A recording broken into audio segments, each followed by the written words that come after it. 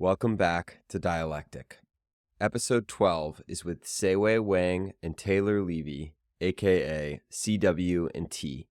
CW&T are partners in life and in work, and run a studio that creates some of my favorite physical products on the internet. Some of these are incredibly practical, like pens and tools, and others are more abstract or even artistic, most notably attempting to challenge our conceptions and relationship with time. It's worth clicking on some of the links in the description to get a better sense of the types of products they make. But some of my favorites are Pen Type C, a titanium bookmark pen that I ended up taking with me everywhere. Time Since Launch, a vacuum-sealed cylinder with a couple of AA batteries in it that will last about 100 years, where you pull the pin and it starts counting up from zero. People use this for startups, for weddings, for new children. I actually officiated a wedding in the fall where we pulled a Time Since Launch. And Solid State Watch, which is an amazing remix of the classic Casio F91W cast in resin that I wear most days. They also won the 2022 Cooper Hewitt National Design Award for product design. This is a conversation about why they're so fascinated with time, how they think about creating durable products that last as long as they should, and what their process looks like specifically with a framework built around prototyping. We also talk about CW&T, the studio, the brand, and the partnership, and what it is like to collaborate with a life partner. I think any creative person has a lot to learn from this conversation, but perhaps especially those, like me, who work primarily in the digital world, with bits, with media, with software. I find their approach to be especially compelling with that in mind. This was also my first two-person interview, and I'm really thrilled with how it came out. And so I hope you enjoy this conversation with Che-Wei and Taylor, aka CW&T. We're here. Che-Wei and Taylor, thank you so much for making time. Thanks for having us.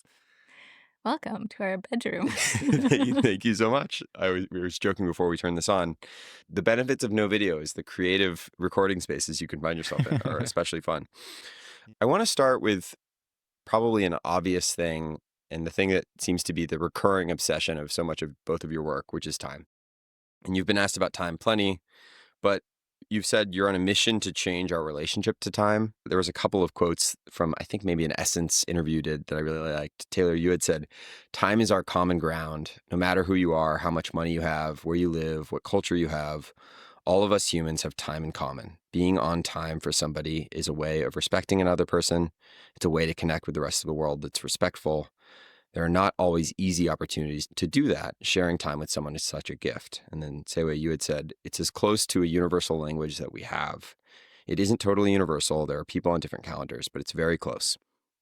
And so my first question is, what, if anything, you've learned about time, or if in any way your relationship to time has changed over the course of, I guess now almost 2 decades, thinking about it, making art projects about it, etc. Yeah, for me, it has definitely shifted twice. Like I have two distinct shifts in my, at least like my thinking around how we should be with time. I think, yeah, like around 2009 when we were both in school and I was doing a thesis project around timekeeping, my thinking then was I really wanted to just change timekeeping. I came from this place of I think a lot of people feel like the time pressure. They're like, I don't want to be surrounded by clocks, or like I don't want to wear a watch anymore because it's feels constrained, or like I don't like the feeling of like having to check the time all the time.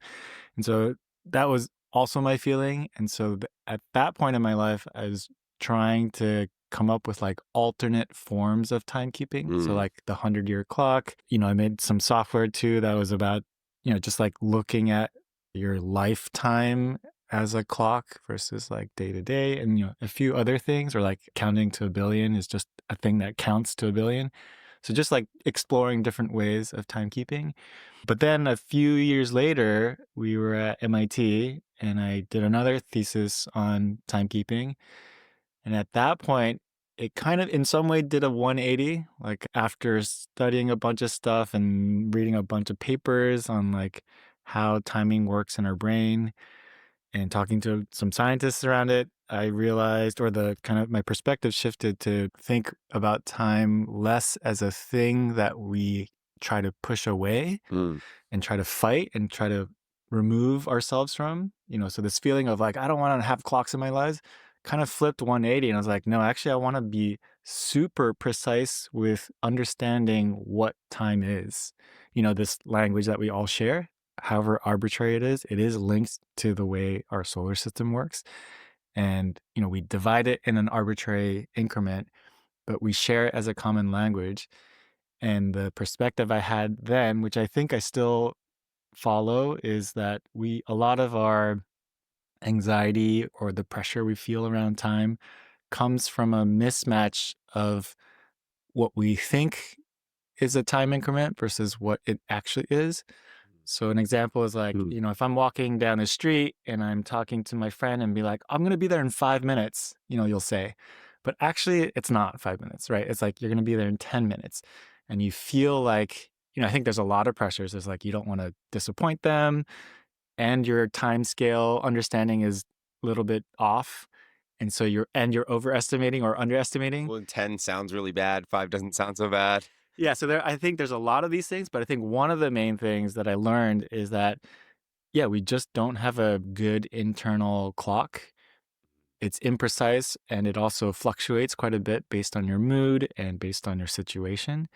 And so a bunch of the work I was doing at that point was the opposite. How do you train, or how do you gain a closer, more intimate relationship with timekeeping so that you can live your time in in a less anxious world? You have less concerns around time, or you have a better understanding of a time. And I think I'm still on that kick. Like, I'm still, I think all the projects that we work on are still kind of about that. Like, yeah, super local is also just like trying to understand the whole day. So it's like making keeping devices that have maybe an alternate view, but all in the service of trying to form a better and closer relationship to time versus like trying to push it away. I don't know if this necessarily relates to what we do, but I do notice this is a prominent thing in my head all the time. And, there's no project that really relates to this. But I think often about our kids and how they experience their school year, for example. And I think back to how I experienced the school year when I was their age. And I remember just how long it felt to go through a whole grade level of school. And now as we're watching them do it, it's like a completely different thing. It's so fast for us. And I know that everybody always talks about this, but I think about this and I'm like, this is actually a really serious it's a serious thing. How different our perception of long scales, like long scale at the scale of, I'd say, a year. That's what I mean by that type of long, changes throughout the course of our lives. And yeah, I know there's theories about this, but it's a pretty prominent thing in my brain these days. Yeah. Yeah, to know that, especially to know that somebody you're so intimately connected to, such as your kids, are experiencing something so differently than you are. Even just that, it's pretty wild. Yeah. And we only get to do it once, Yeah. actually. Like going from like slow years to faster years, like we only get to go through that experience once, which is, yeah, I don't know, both for me, like exciting, but also kind of sad. Like, you can't redo that. You can't relive that feeling of time Mhm. anymore. Well, and it's real in a sense. Like we obviously we know the closer you get to mass, the more time dilates. And like Mm. when you're a kid, you've experienced less. Like there's some. It's easy to write it off as just perception, but perception kind of is real. So I think there's something you said, or a lot of what you said too, reminds me of this. There's this poem from a guy named David White, and he has a poem on time. And there's this line I always think about. He says, "I think I need more time. Time needs more of me." Mm. Or I think time's slipping through my fingers. I'm slipping through the fingers of time. Mm. One of the things I most admire about, particularly maybe on the more artistic side of the spectrum of what your guys' work is, you're constantly at least pushing it and playing with it and causing me and probably a lot of people to think more about it, which I really appreciate. Cool. Yeah, that's our mission.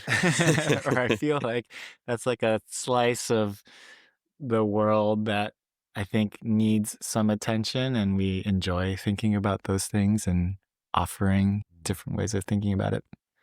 On that note, maybe, is the goal to have agency over time? Is the goal to make peace with time? Is it just to be more mindful of it? I think it's all of those, right? I don't know. I think so. I think the goal maybe is to just, it's exercises in timekeeping, it's experiments, it's suggestions, it's let's take a closer look at this and, you know, build things in our world that we live within that are asking questions as opposed to things that are just, the 12-hour clock has been like that for so and so years. It hasn't really been addressed in terms of change. It has in playful ways, but, you know, I think it's more questions. It's like, what would it be like if it was like this? What could happen? But we don't really necessarily have a goal to change people's Mm. perception. I agree with you. Like, I think what we do are kind of ask these questions. Like, you reminded me of the de facto watch. So, one of my favorite watches, Oh, which I is saw not this. the one that I Yeah. make or remake, it's like a 12-hour single hour hand watch. And it's like a beautiful question. It's like, yeah, why not? Why do you need the minute hand? Why do you need the second hand? I think for most people, you don't need those things. And you get to have this beautiful watch that just has a single hand and it changes. I love that watch so much because it does change your relationship to time in a really meaningful way just by having that on your wrist. And I think we want to do the same. It's like, what can we offer, in terms of products or like experiences so that we can have these little shifts, so people who are inclined or who kind of appreciate it or want to change their relationship to time can, include these things into their lives to then like shift their relationship to time a little bit. Yeah, even if it's just calling attention to it, I think that's important for people. I think the why not question is like really how we approach things. Like, yeah, why can't we Mm. have a watch that's like this? Or why can't we make a product that's like this? We're not trying to become like a giant corporation that sells, a bajillion of these.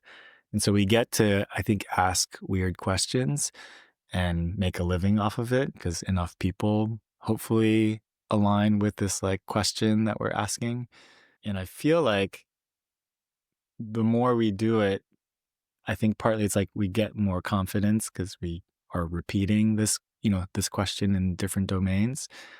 And I think we also see that other people are doing it too. So partly it's sort of like giving permission to other studios, young studios that are like, "Oh, I have weird questions I want to ask too, and I want to do that." And so I think that's also partly what we're doing. When I encountered the de facto watch, I was in school Hmm. and I was like, "What? You can make a weird ass watch Right. You have permission. and make a company out of it?" And I think, yeah, more and more we are finding that. I think partly because it's getting easier to make things as a small studio, and I think it's like a pretty cool era to live in where it's like, yeah, we can like make these weird things that ask these weird questions and not be so focused on like trying to make a buck off of the thing.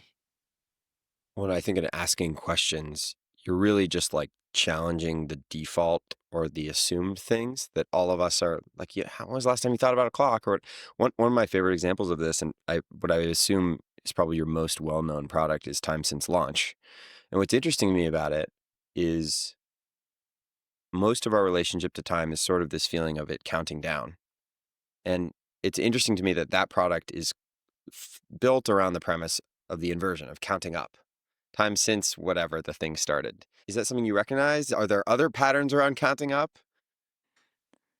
I mean, like one of the impetuses of that project was really to share, all of these, like the era that we live in currently, those have all been decided by groups of people who were in power hundreds Mm. of years ago, hundreds or thousands of years ago.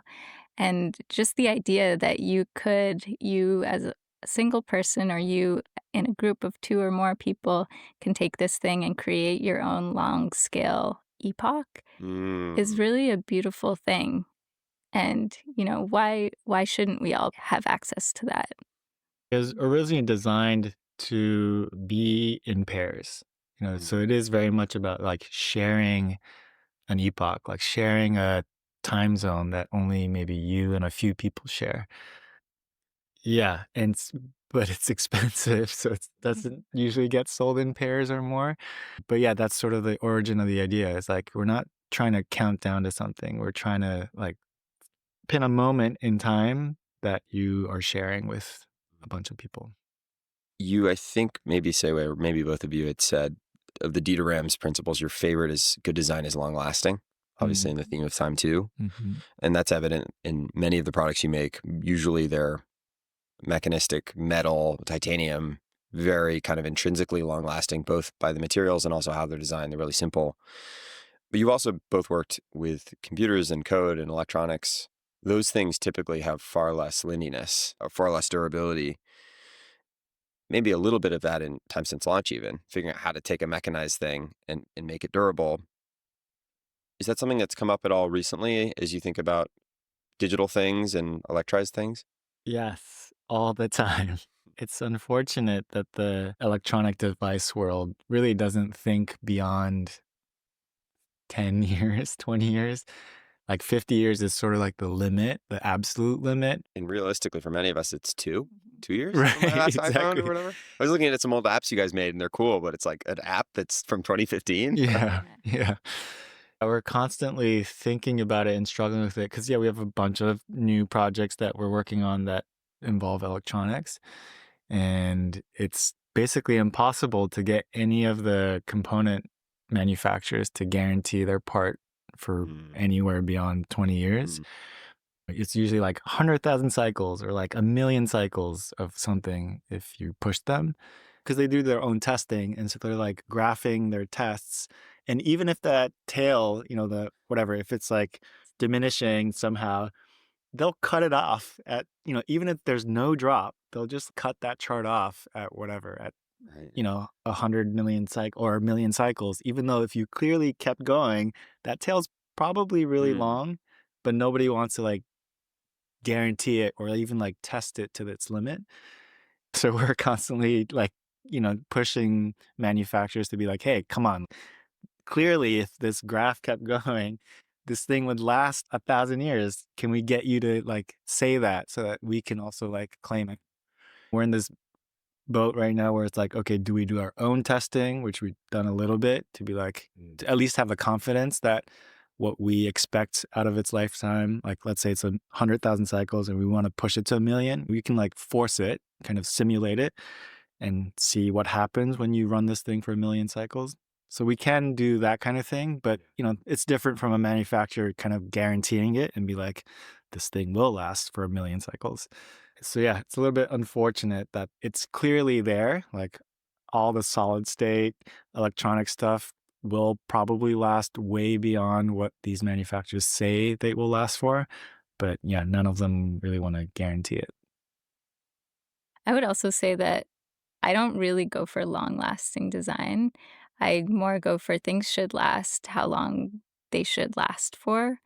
With products like, I don't know, some of our pens or our blades, they are made out of machined metal, and the idea there is like, yeah, you shouldn't have to buy a new one for a really long time, a really, really long time after you buy one of these. But there's other things that we make that they should have a lifetime, and we're like solid state watch, for example, is an example of that, where we're very clear that this thing is actually going to become obsolete. I've got a few seconds of drift Yeah, already. But I think that's the point. yeah, that's the point. And so I think as long as there's transparency when the transaction happens, when like you're deciding to take one of our things into your world, you just know that this is what the expectation is. And as long as you're okay with that, like that's more what I'm after. I like that a lot. Maybe inside of that gets a little bit at the next thing I want to talk about, which is there seems to be 3 core adjacent but maybe separate fields you guys play in: design, products, and art. And obviously plenty of the things you've made would easily satisfy all of those. Obviously there's a lot of media stuff, there's engineering too, but those feel like the big buckets. And you've even suggested the idea of using design as kind of an excuse to make art commercially and support yourself.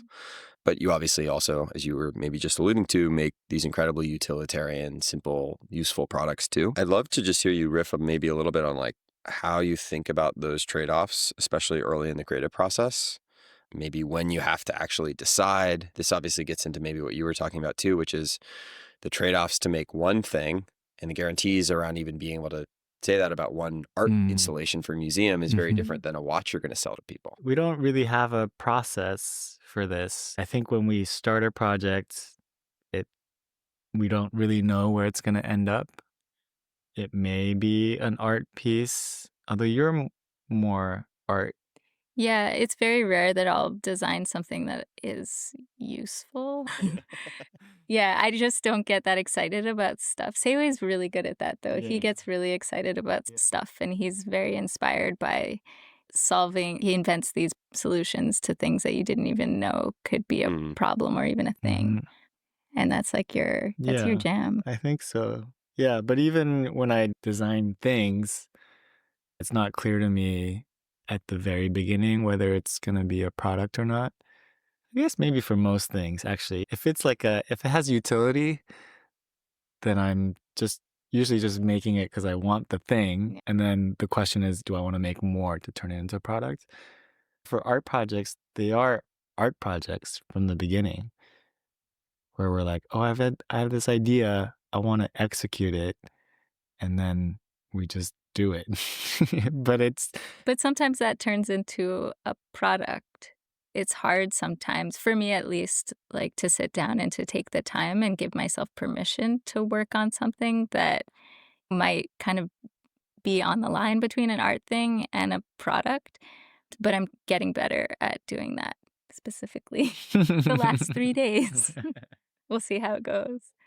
I think it's important to wander around. The art side, I think, for us is like really like the wandering around, where it's like, oh, I want to learn about this new thing, or I want to try this process out. And I think art projects are a good venue for that. And then sometimes, and I think it's pretty rare actually, that those become products. It's more just like there are certain times where we're designing and developing things where it's not clear whether, in my head, it's like if nobody wants it, it's an art project. If a lot of people want it, it's a product. I mean, Time Since Launch is definitely art. It's an art project. But I think you sold a lot of them. People seem to love buying them. Solid State Watch also, that's an art project. For me, those are the most interesting projects. I also think that there's like something to be said about using the whole structure of the design to put art in people's hands. When you say like if art projects are things that lots of people don't want, I think it's important to not stop there and figure out how you can shift your way of thinking creatively as an artist to like, how can this actually touch people? And I think it's possible. I think we do it. Yeah, but I don't think it's like our mission. We're not like setting out to get art into people's hands. It's more just like we like weird stuff, and it'd be really cool if we find other people that also like these weird things.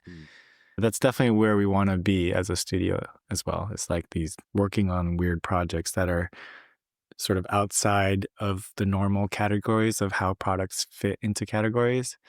Like I think Time Since Launch is a good example where it's like, yeah, it's not a clock. There isn't a place for this to fit in. And I think that's the feeling that makes it feel like an art project. You're just like, what is this thing? Is this actually useful or not? And some people find it really useful. Some people are like, I don't get it. And I think we're okay with that. And I think the best cases of that are like people who are like, I don't get it. And then someone explains it and they're like, oh, that's cool. I get it. And I think, yeah, that's the territory you want to be in. One of my favorite things I've read in the last few years is something you recommended, this essay, First Word Art, Last Word Art, by Michael Naimark, I think his name is. There was a bit I wanted to read of you describing it. You had said, in your relationship to it, you had said, whoever designed the first pen did first word art, groundbreaking work. What we do when we're designing a pen is last word art. There's already an established genre called pens. The rules have been set, and we are playing in that form and trying to come up with something a little bit better. Our practice is split. Sometimes we are trying to do first word art, or we don't even know how to categorize what we were doing, what you were just talking about. We love to be in that zone. At the same time, we also love to come up with stuff where there's already been an established genre and think we have an idea that's a little bit better. Have you found your energy or interest, maybe you were getting at this a little bit, Taylor, shifting at all on that spectrum? as of late or over the course of the process? I think we go back and forth. Yeah, I think they are still like very distinct ways of approaching things. Earlier, we were talking about like questioning why not. I think that's definitely like last word type stuff where it's like, oh, we know, I've used utility blades my whole life, but you get like a little spark in your head and you're like, yeah, why can't we make it like this? It's not really that it's a better thing. It's more just like, why can't we have a version that's like this? And I think that kind of thinking happens quite a bit just from like everyday life where we're just using other people's products and experiencing the world. So that's kind of on its own hamster wheel. We're like constantly cycling through ideas and like testing out prototyping and doing all that. And then I think the first word stuff is, I think it's on its own track. And I think, yeah, now that I'm thinking about it, that kind of stuff happens when we're away from studio. It's like Mm. we go on vacation or we're in we're outside a studio experiencing something and we're like, oh, what about this? Like, has anyone even thought of this or done this? And that kind of snowballs often into like an art project or sometimes it's not an art project. Sometimes it's like like a new product in its own category. Yeah, when you reread that quote, I really like that article also, but I forgot that it's called last word art, and Hmm. that was really, like, jarring to me for whatever reason right now, because I really don't think of it as the last Yeah. word at all, and my brain just got stuck on that. Yeah, it's like an Um, alternative word, yeah, not a it's like last word. one yeah, Well, it's sort of like starting the conversation or really participating in it in a Yeah, yeah. way or right. continuing it. But I can understand, and I don't think in the article he really is trying to say something final. One thing that I was thinking about, I'd be curious for your guys' take on. He gives these examples, I think, in the article of things that might have been both, or had his students maybe suggest, like The Wizard of Oz or Tommy the Rock Opera. These things that were like maybe the first word and the last word. Are there any objects or pieces of art or film or anything like that that resonate to you guys in that way of kind of filling both of those spaces? First and the last. What is yours? I can't think of some. Parasite. Oh, I knew you were gonna say that. Yeah. Yeah, I think about it a lot. Yeah. Yeah, just it's in my head, it's like a perfect movie. It's really just like meticulously thoughtful in every detail. And I think about it in terms of our work. I'm always just like, can we make something that's that thoughtful that every time you experience it, you reveal like another thing about it that you didn't notice before?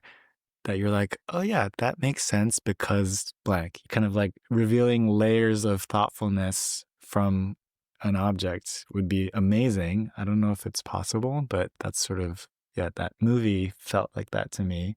I've only seen it once, but I've, like, read about it afterwards and, like, recalled what I watched, and I was like, "Holy shit, yeah, he really did think about every detail."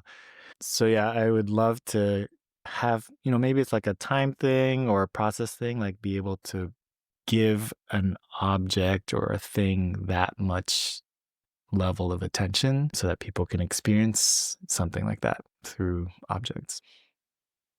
This is something that's been brewing in my head for a few months now. I recently started playing a lot of piano, and I don't really have a background in it, so I'm not qualified to talk on the subject in any way, but I have been sort of obsessively playing pieces from Bach's The Well-Tempered Clavier, and I think that that piece of work is first word and last word because it's just so it was intended both as a teaching tool, but it's also, structurally just it's beautiful music. It's beautiful, it's emotional, and, within it, when you hear music from it, it makes sense. Like, I think if you just pay attention a little bit and listen to what is happening, it makes sense in a way that you really connect with him and, like, the thought process and sort of the structures that he's trying to convey in a way that's just so complete and generous, and I think there's, like, very few things that are out there that are like that. it's like so much music. It's amazing. I was listening to, I think I'm remembering this correctly, but Rick Rubin was interviewing this pianist from Iceland. His last name's Olafsson. I can't remember his first name. Oh, yeah. And he brought up Bach and specifically talked about how he thought Bach was so modern and how, in part, due to the lack of maybe precise detail on exactly how to play every note, one, every rendition of Bach is different, but two, he's just like, I hear that and it's more modern than anything else I'm hearing today. Mhm. And which feels like a really good encapsulation of what you were saying and very much how you described the kind of first Yeah. word, last word Yeah. dichotomy. That's cool. Mm-hmm. I think we should all be rewatching and rereading our favorite movies and novels. I rewatched Eternal Sunshine of the Spotless Mind every 3 years. So And I'm like, good. every time it's what you said, it's Yeah. totally new. And Yeah. because I'm changing and peeling back the layers. Yeah. One last question on the product and design thing. One other piece of that tension is maybe scale or ambition. I know you studied architecture, Che-Wei Taylor, you studied film and CS, maybe as two examples. And I think you designed a house in Tokyo, or maybe you both worked on it. A film or a house, as an example, are two levels of creative ambition that have a lot of trade-offs around. Like maybe scale isn't quite the precise word. Ambition's maybe just time spent. And those things, at the very least, are not things you can go sell a lot of pens or even times of launches or whatever. So, and I know you do some other client work and consulting work, but is that something that is maybe out in the future that you're actually consciously compromising and doing less of those things so you can do more work? How do you think about that part of it? I think the work that we do really, I like movies. I don't love movies. I don't love the experience of watching them, mostly because I feel like it takes up so much time. Um, but back when I was studying film, I there was parts about just like this whole structure that was able to like move a person through a story that was both visual and emotional and like all of the little like the language, the human relationship, I did everything that goes into it to sort of take you from one place to another. I thought was like this beautiful, beautiful thing. But I think you can get that from, you get that through reading books. And I do think you can get that, but at a much more gratifying, less costly cycle, like within the work that we do, Mm-hmm. the work that we do every day, which is like we do make things and we're thinking about how it affects somebody emotionally and how it kind of like takes you through your daily experience. So it's sort of like itching that scratch in a lot of ways. Also, just to be clear, like I give the movie example, like I'm more just curious about like, is there a bar that could be crossed for something that you would actually willfully spend most of your time on for a year or for 5 years or do a 20-year project? For me, it's not a time constraint. One of the main reasons I left architecture or kind of like stopped pursuing it so hard is because it involves so many people. Like it involves many people's desires. Like film. Everybody kind of has to agree and everybody is making compromises all the time. And I think unless you're like the top 0.1% superstar architect, and even then you're probably making a lot of compromises, the vision doesn't translate into the building. Mm. I think it's a exercise of compromise. And I think what is so appealing to me about the kinds of projects we work on is that we, like just Taylor and I, get to jam on it. And I find that super gratifying that we can move at that speed and also not compromise as much. I think there's plenty of compromises that we make all the time because I think design is a practice of compromises anyways, but we get to have more control over it. Any errors or mistakes we made are only ours. It's not like I want to cut everybody out of the process. I love working with people who work really well and are at the top of their game. Like that is incredibly enjoyable for me. But I think it's hard to have like a super A team if the more and more people are involved, and architecture requires a lot of people to build a building. So yeah, that to me is what like prevents me from like pursuing really big projects. It's just, yeah, it requires lots of people. This next bit is a little ironic to discuss on a podcast, especially given that we've been basically talking about ideas behind your work for a while. But there's this excerpt from another interview you did talking about POW and sort of like non-representational creativity. You had said, I think it's Taylor, seeing our kids grow up, I've been consciously observing them, aware of those moments when they start to use a piece of technology. I remember with our oldest POW, when he could physically make marks on paper with a pencil for the first time. He was at a point where he could only do marks. It wasn't even in his head that you could draw something representational. It was this idea of expression distilled down. There are the constraints of your body, this pencil and this paper, and you're filling it in whatever ways you physically can, making these very rudimentary choices. I love that as a moment. I think about it a lot. I've been reading this biography on Robert Irwin called Seeing is Forgetting the Name of the Thing One Sees. yeah. And he's very interested in this idea of sort of like radical presence. It's not about even what the painting is, it's about this sort of experience you have. There was also a line, I think Che-Wei had said about like this temptation to start with a framework or an idea versus like the actual thing in the work. In some sense, like clearly, and maybe it's specific to me, but I find one of the things I find so interesting about what you guys is that you're combining these two things. You're combining the substance and the objects and the almost self-evidence of these things. But then there's also a lot of theory and a lot of interesting ideas and even storytelling. I think you do a really good job of too. Maybe the short answer is just you don't have to overthink it. But is that something you're ever juggling with or thinking about? I mean, I wouldn't say we think about it that much intentionally, but we know what keeps us going every day. And what keeps us going is whether if we're not interested in something, we do run a business, and a lot of running a business is boring. It's work that like we really don't like doing. I specifically don't like doing, and I'm kind of a baby about it sometimes. And so part of our practice, it's more of like self-preservation, and it's figuring out how I can take those things that are generally pretty boring and making them rewarding and interesting. Sometimes it's just like, since I am my own boss, a lot of times like things just don't get done. And, it's not great for our business, but that's just sort of how it goes because I'm not interested in doing those things. I find it like that. I don't know if this answers your question, but the the choices we make around like what we choose to learn about or experience, I think just comes out of being curious. It makes me think of my students, like over the course of however many years, just like seeing how some students gravitate to looking for inspiration within their own domain. So it's like if you're an architecture student, you're like constantly looking at other people's architectural designs to look for inspiration, in quotes. And I find that partly disturbing, but also just like, I don't understand this practice. Like, you're going to just end up designing the same things that everybody else is looking at.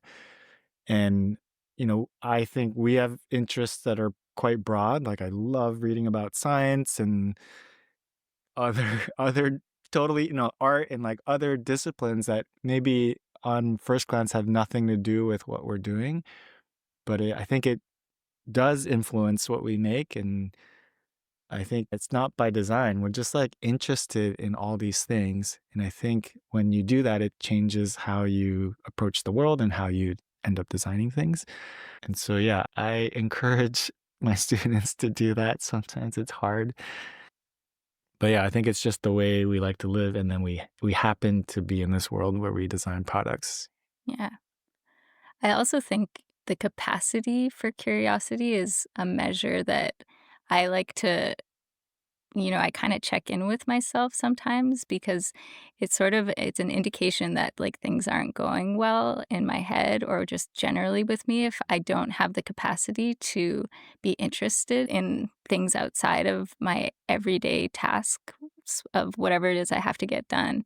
And for me, that's a huge red flag that it just means you need to take a step back and solve that immediately because yeah, you can't fake it, and it's such an important part of who we are and how, like, I actually feel good about myself. If I'm not in a state where I'm able to feel curious, then I'm just not feeling good, and something is amiss. How do you get out of that rut? Or are there patterns to getting out of the rut would be a better question. I mean, I feel like I'm going through it a little bit. It happens in like small bits, small cycles. I think part of it is just like reorganizing and making sure that you like spend a day, just like suck it up and spend a day to do all the things that need to get done. But yeah, taking time for yourself, like leaving your office, spending time by yourself, spending time by myself is something that really helps me. Going on long walks, something that really helps me. Yeah. Walks are very underrated. Walks are so good. I know, I love I've been going on talking and thinking about walks a lot recently. It's Yeah. like the evergreen solution to almost everything. Yeah, yeah. I want to talk a little bit about tools and process. We live in this like iPhone world, which in some sense is great. Like it's the ultimate object. Like it really can do so many things and it collapsed so many previous objects that we had, tools, different things. But it's also like we all have the same one and it doesn't necessarily have as much even life as it used to. And you guys make all kinds of weird little specific things, both that you sell and in some cases that you don't sell that are incredibly specific. What makes a great tool broadly and why are you interested in specific tools? What makes a great tool? Yeah, there's that saying of a good The one tool that's is the there. one that's there when you need it. I think I fully agree with that. Broadly, like our workshop is set up that way. It's like it's small, but it's built in a way where basically everything is accessible within a few steps so that you can, yeah, we can like, as soon as you need the tool, it's there. It's there when you want it, when you need it. I think also a great tool is one that just makes you feel happier than you did before you were using it. I don't know if I think a lot of people don't think about that when it comes to making tools. Oh, really? I mean, most of the world is full of mediocre objects. Yeah, Yeah. that's true. Yeah. If I had to guess, that's something that's maybe it's not always conscious, but that's something that's clearly running through the tools that you guys make. Yeah, even just thinking about my iPhone, like that definitely doesn't make me happier every time I see it. But this watch makes me happy when I Mm. put it on every morning. Mm. And I wear it every single day and it makes me just a little bit happy every morning. Mm-hmm. And I know that's sort of superficial for a watch to make you happy, but I feel it. Yeah, you can derive joy from products. It definitely doesn't do the inverse, which is good. Yeah, I wonder what else. Yeah, I don't know. There, I don't ask of this of other people's tools, but I think of our tools that we design and make, we want it to do the thing that it's supposed to do really well. Like part of what we try to do is always like simplify it so that it can do the thing really well. Yeah, so I don't know, like iPhones, I think the opposite, right? So trying to cram as much functionality into a small device. And I think they do a pretty decent job. Like it actually does that well. I think there are many other tools that don't do that well. But its incentives have changed too over time. The iPhone of today is not necessarily the iPhone of 2012. Yeah, for sure. Yeah. And it's very hard to do in the physical world, cramming mechanisms to make something do a whole bunch of things. It just never works, actually. I don't know of a good example. So yeah, I feel like in the physical tool world or like physical device world, it really wants to just do one thing really well. And I think it also means that, kind of aligns with so many of the things that we try to do. Like it makes it last longer, if fewer moving parts, so it physically lasts longer. It kind of checks all the boxes. So I think, yeah, that's how we like to design our stuff. We have a project that's, I don't know, hopefully in the works. It's in the works. That is a banana phone. And see, you're laughing. Yeah. But really the idea behind it is we wanted to make a phone for our kids. We're pretty against having we want to prolong them having a phone for as long as possible. But we like this idea. I initially liked the idea that the phone was just a single button thing and they could just call me on it. And so it just made me smile that he would have to put this banana in his backpack every day and what are you doing? I'm calling my mom. Bao's calling his mom again. Look, he has his banana in his ear. I just think and that won't be the best phone, but it'll definitely bring joy and it won't do the inverse. Something very beautiful about something you know exactly what it is Yeah. for. Yeah. There's this like, I think it's from Steve Jobs or maybe some guy who worked with him. He's like, great objects should explain themselves. Mm-hmm. Mm. It's like, maybe the banana part is confusing, but another part of this is, and this goes back again to first word art, maybe, and last word art, but you've explored sort of remixing and building on existing things that you appreciate, but refining them. I think probably this is most notable with pens, and specifically this one cartridge that you seem to be obsessed with, the Hi-Tec-C. Yeah. This cartridge is used in all of your 3 pens. And I went back and watched the first Kickstarter video for pen type A. And you have this specific line. You say, an amazing stainless steel holder for this cartridge because that's what it deserves. Which is just amazing. And so I was curious if there are any other areas that you've thought about or observed of like, there's something cool in the world that I really love it for what it is, but there might be a way to, whether it build a container for it, or if you wanted to extend this question, you could even say there's an amazing thing, but it hasn't had the right story told about it or the right brand put around it. Mm-hmm. Is that an area of interest? Yeah, well, solid state watch is that. Yeah, yeah, it's such a great point. I've had many F91s. Yeah, it's a celebration of the F91 watch movement and how it's this piece of technology that works incredibly well that's gone unchanged since the 80s. It's amazing. But are there other things that I think there are many. Yeah. Yeah. I don't know if definitely not all of them like turn into even prototypes, but we think about it a lot. Yeah. I think also this isn't going to be relevant at all necessarily, but like there's some electronic parts, like these little transistors that I just really, really like. And I like how they look and I like how they work because I know how they work and I just like using them. Like little things like that that have kind of percolated. Like plenty of IKEA products where I'm just like, man, if they just like tweak this a little bit, it'd be so much better and just like marginally more expensive. So there's like I think I Gotta could write an fill a whole email. book about that. I don't know. It's just like all the time. I think like we could just like look around this room and I could probably pick out a whole bunch. I think it's like, yeah, just like observing the world and noticing things where you actually, that was my assignment for my students last week, is exactly this. It's like I think I said, find 10 things in the world in real life and come up with a way to improve it. And then take 2 of those and actually improve it. But like, little things like, yeah, like that cover plate on the plug. It's like, why is it like that? Why can't we make a better version of that? Like, why does that have to look like that? I love the component example too, because especially in technology, we have this sort of default notion, maybe in contrast to other parts of design or fashion, though it's like history, linearness is appreciated. Technology is like, oh, just always make it incrementally new. And so I'm really enamored by the idea, maybe inspired by the solid state watch, of like, take a component. This component, like they actually did it really well, and now I'm going to use it as a building block versus making the component new. I think that's powerful. Prototyping seems to be the sort of through line of your entire process, or at least the sort of like engine of it. I guess a couple of questions in this category, like what have you learned from prototyping as sort of like almost like a way of life? It seems like much of your disposition around life and certainly creation is prototyping. What makes for good prototyping tools? Maybe as a extension of that, like, would you have any advice for those of us who are certainly many people living digitally centric lives, doing more in the physical world, doing more prototyping, using their hands more? I realize that's an open-ended question. Yeah, we prototype a lot. I think it really depends what your goals are. Hmm. But we, for a very long time, we don't use renderings ever in our studio.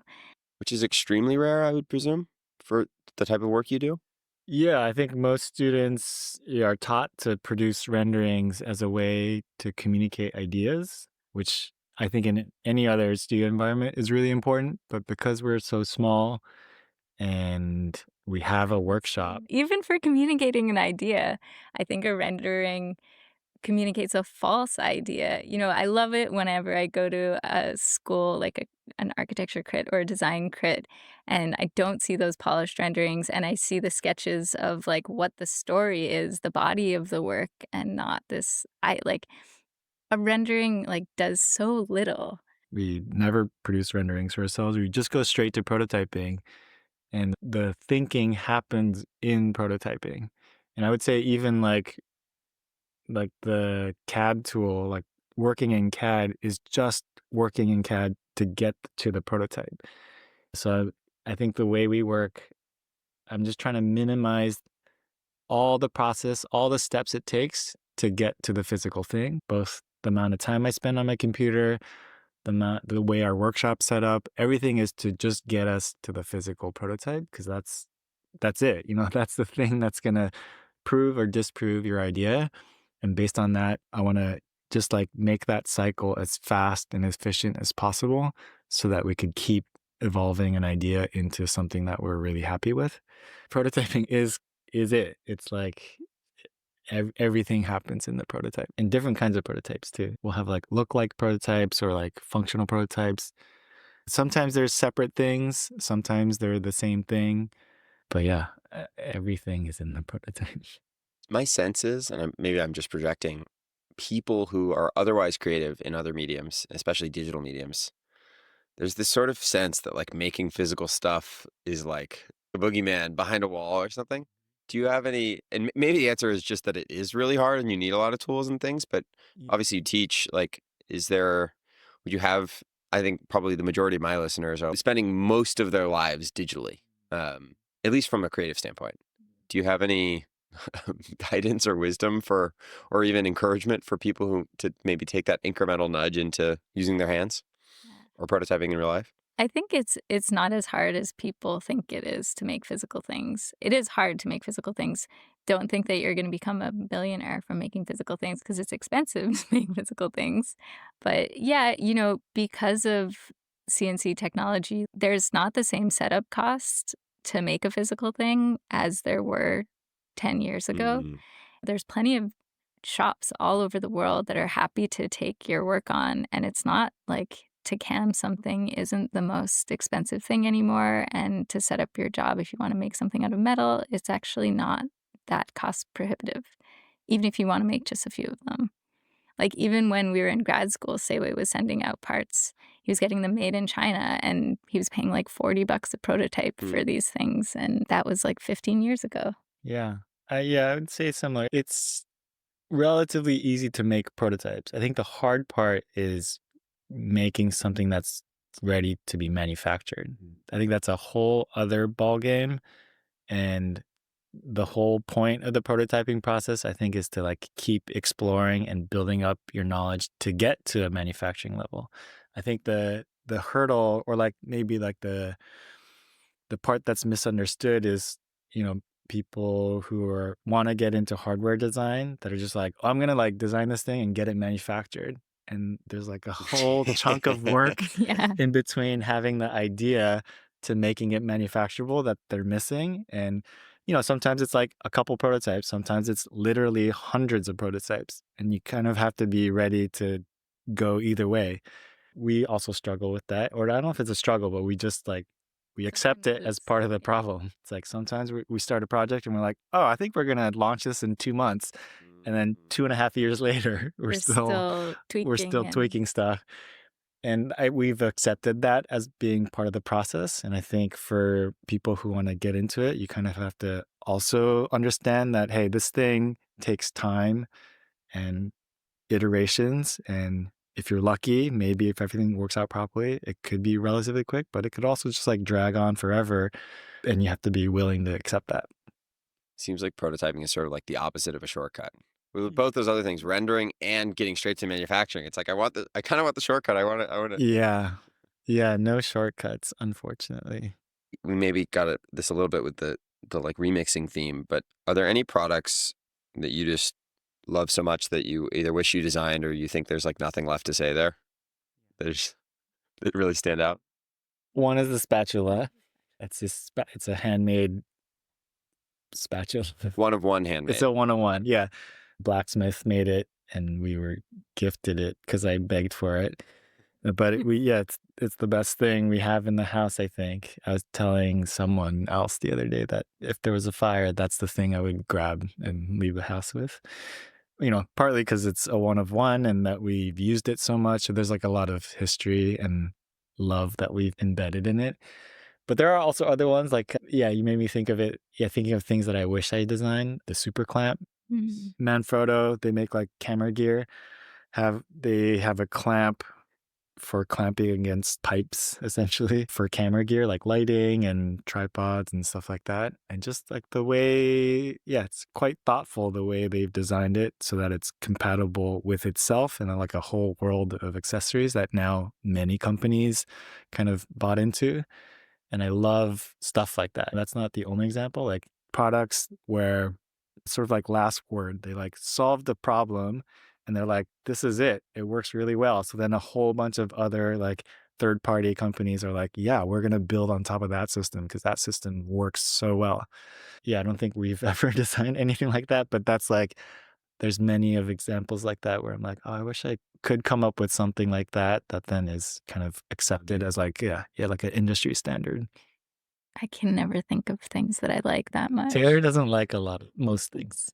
High bar. Yeah.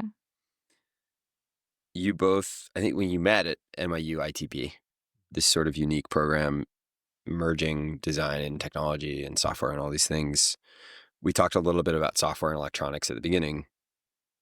Taylor, you've said software, you've talked about how much you love it. Like it's so powerful, it's accessible, it's flexible. Back to the earlier point about hardware being a little harder to get into.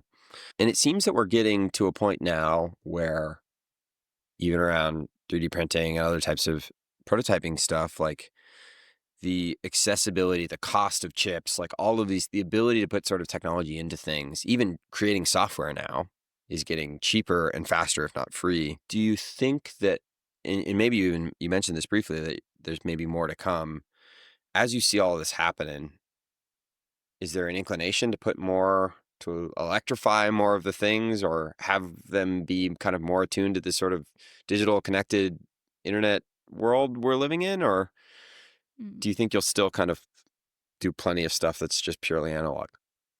We definitely don't want to make things that have software in them. The reason I like software is because you can get on your computer, you can model things, like model ideas really quickly and solve problems really quickly. And it's predictable. And if you mess up, it's like if it's broken, it's your fault. It's definitely your fault.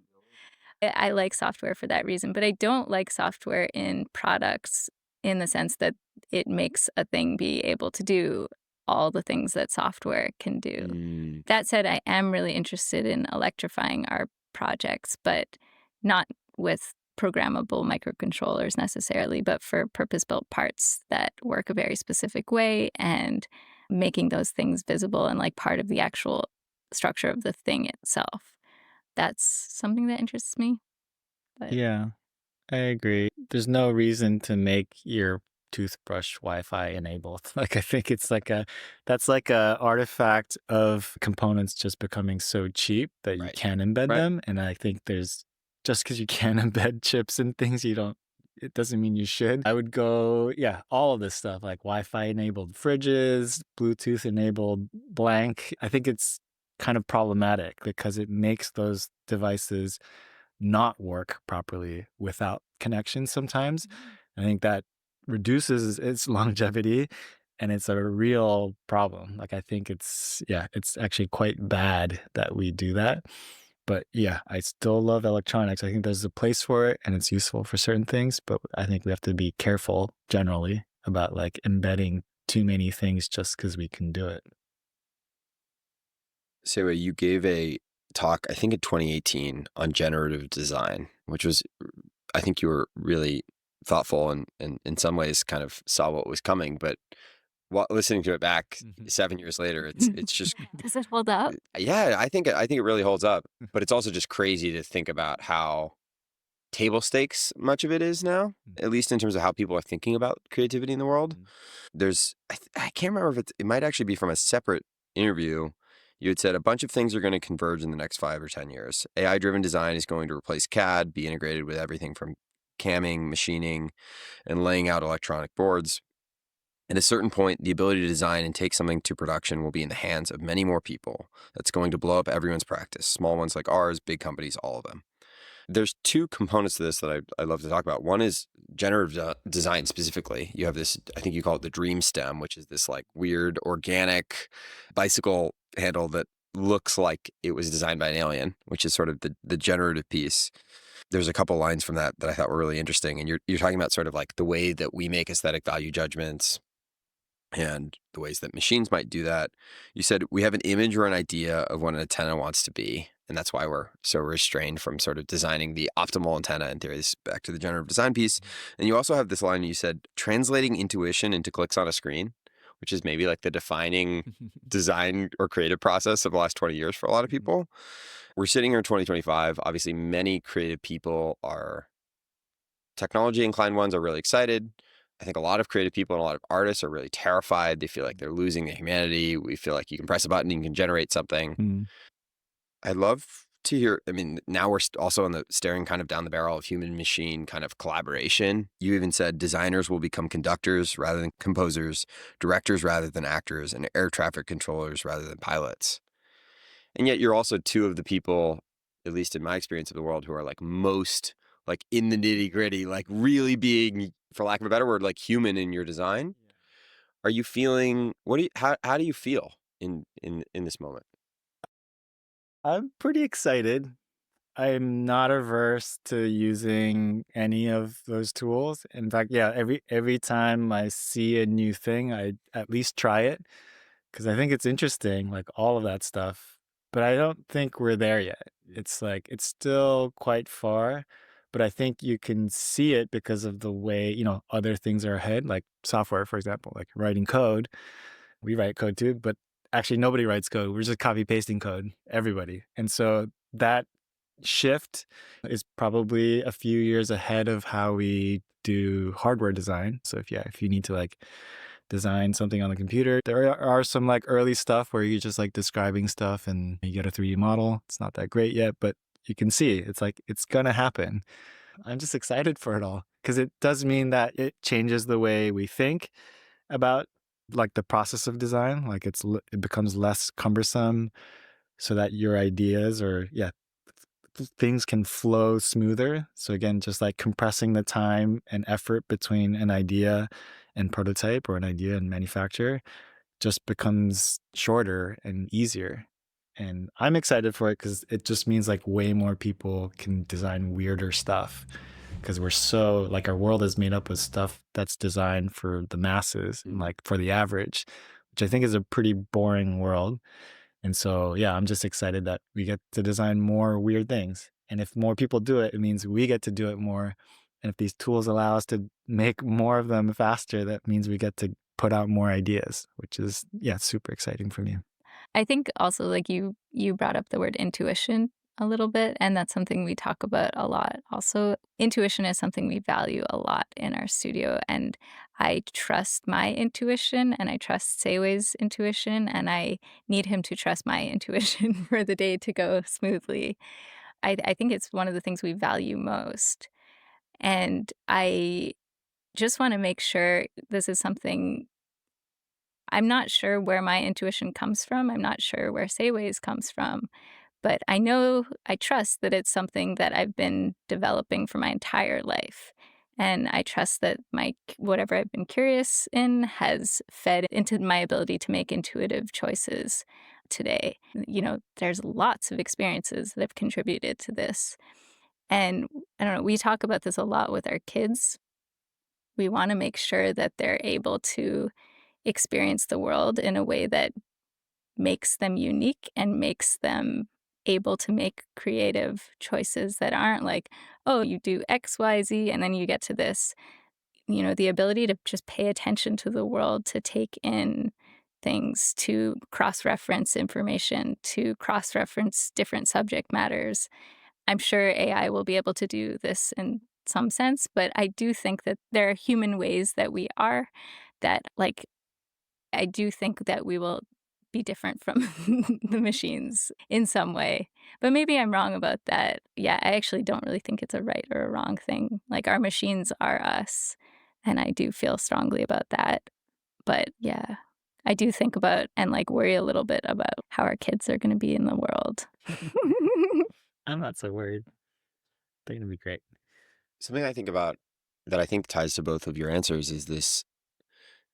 You got at it a little bit, which is I think some people are worried that everything is just going to be completely systemized and mechanized, and there's going to be no entropy or emergence or anything. Mhm. If anything, I think the generative design stuff is indicative of the fact that like, or like, I don't know if you've ever read about Lee Sedol playing AlphaGo, and it's like there are a couple of moves that happen in this kind of famous game of Go where one that there's a few that the AI made and one that Lee made that were like defied the bounds of no one had ever made a move like that. So that's really interesting. I guess the part, and this certainly gets to where we're going, and maybe your kids, is like how we relate. I mean, it's an ego thing to like how tight our grip is on even the idea itself. Like Mm-hmm. your handlebar was like not like in some sense totally your idea. You pressed go, you set it up. On the other hand, it did it without you. Yeah. Mhm. And I think like to your point also, like we're probably experiencing this most right now with software. Mm-hmm. Where like for the first time, many of the serious software engineers I know are like, I'm vibe coding, like it's doing its thing. Yeah. And so that's maybe the like, if I were to try to double click anywhere, I'd be curious for how you might relate to like, would you release a product that you didn't, that you Yeah. set up but didn't design? Yeah. Okay. 100%. Like I think for the dream stem, though, it feels like you didn't like you designed it, but like that's kind of just the way it's supposed to be. That's Mm. almost like final word. no, hold But on. Really? this No, is the debate. definitely not. Yeah. So, I mean, just like image generation too. If you're prompting to get image generated, Mhm. you're not going to pick the first image, right? Like you do that process over and over. So this goes back to like being like a director. Yeah. Like you're not creating the image, but you are definitely making a selection and you're, exploring like the gradient descent world to just be like that's the one I want, that direction. I want to go down there. Like you're kind of navigating that space. And I don't know. Who knows if maybe that space that you have to explore is going to get smaller and smaller as I don't know, the tools get better. Could get wider though, too. It could get wider. Maybe we want it wider even. It's like I think that's the work. That's the input that we provide to get to the thing we want. Or if it's not even like trying to get to the thing you want. It's sort of like exploring it. It's like it shows you a thing and you're like, I want to go that way. Or like I'm interested in this path more than that path. And coming up with the dream stem was the same. It was very slow because I had to generate each one and it took like 5 hours. But like it was the same process. Like I had it generate a whole bunch of things. And from that, I had to like tweak the parameters to be like, okay, I don't want it to like Be that be that blobby. blobby. I want it to be more like this. That's what I mean. Like I think the time and space that you have to explore is maybe going to become more specific and quicker. But I think that will kind of maybe always be there as long as that type of interaction is how we interact with these tools. That may change. I think it will change, like the way we interact with them is I think the big shifts that are going to happen. I think we're on this kick right now where it's like, oh, it shows you a bunch of stuff, you copy paste or like tell it where to go. That kind of interaction will probably change. But for now, for the next 5-10 years, that's how we're going to be dealing with it. And I would love to design a product that way. It'd be really fun, but I think the tools are not there yet. I also think the proof of work is shifting to a different part of the process in a way. Like in a sense, my sense is that your children on a relative basis are going to be more equipped, even just from an ideological standpoint, to like, might sound heretical to you, but to like prototype their way through lots of options Mm. and have a point of view.